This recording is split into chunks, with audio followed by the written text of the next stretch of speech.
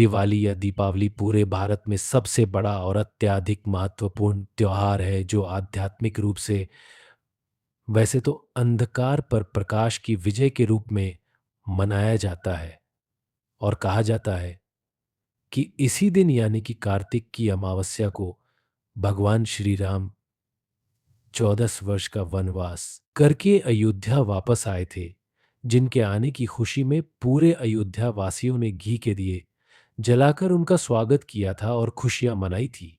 और तब से लेकर आज तक लोग अपने घरों में दिए जलाते हैं और खुशियां मनाते हैं। लेकिन अगर दिवाली श्री राम जी के वनवास से लौटने की खुशी में मनाते हैं, तो उस दिन भगवान श्री राम की पूजा क्यों नहीं की जाती है और उनके स्थान पर लक्ष्मी जी की पूजा क्यों की जाती है, हम जानते हैं। आप भी इस प्रश्न का उत्तर जानने के लिए उत्सुक है, तो चलिए आगे वीडियो में हम आपको इस बारे में बताते हैं। बस आपको ये वीडियो लास्ट तक देखनी होगी, क्योंकि वीडियो के अंत में आपको कुछ आश्चर्यजनक तथ्य जानने को मिलेंगे। तो बात उन दिनों की है जब एक बार महर्षि दुर्वासा तीनों लोकों आकाश, पृथ्वी और पाताल का विचरण कर रहे थे। तो जब श्री दुर्वासा विचरण करते हुए देवलोक पहुंचे, तो रास्ते में उन्हें देवताओं के राजा इंद्र अपने हाथी इरावत पर सवार मिले, जिन्हें देख फौसी दुर्वासा अत्यंत प्रसन्न हुए। और प्रसन्न होकर फाशी ने इंद्र को अपनी पराजित पुष्पों की माला भेंट करने का विचार किया। जैसे ही श्री दुर्वासा ने इंद्र की तरफ इस माला को बढ़ाया, तो इंद्र ने अपने हाथी इरावत पर बैठे हुए ही उसको माला स्वीकार करने का आदेश दिया।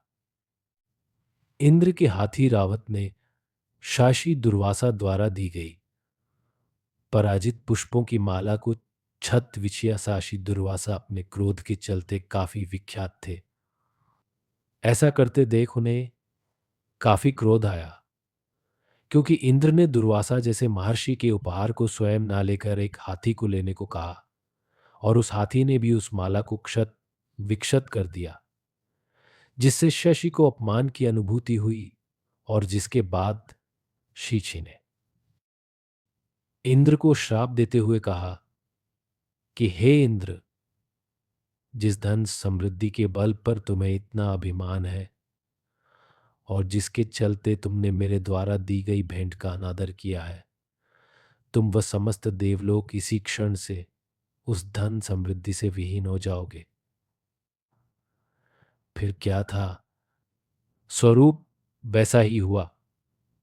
पूरा देवलोक श्रीहीन हो गया, क्योंकि दुर्वासा फाशी के श्राप के चलते देवी लक्ष्मी ही देवलोक से जा चुकी थी। अब राजा इंद्र के अभिमान के चलते पूरा देवलोक श्रीहीन हो चुका था, जिसके बाद पूरे देवलोक में हाथ प्रसन्न हो रहे थे। अब सभी देवगण मिलकर इस संकट के निवारण के लिए भगवान विष्णु सहित ब्रह्मदेव के पास जा पहुंचे और उनसे इस संकट से निकलने का मार्ग पूछा। जिसके बाद ब्रह्मदेव ने कहा कि अगर श्री को वापस लाना है तो समुद्र मंथन करना पड़ेगा। अब बाधा यह थी कि सभी देवगण मिलकर भी समुद्र मंथन नहीं कर सकते थे, क्योंकि समुद्र मंथन के लिए ज्यादा लोगों की आवश्यकता थी।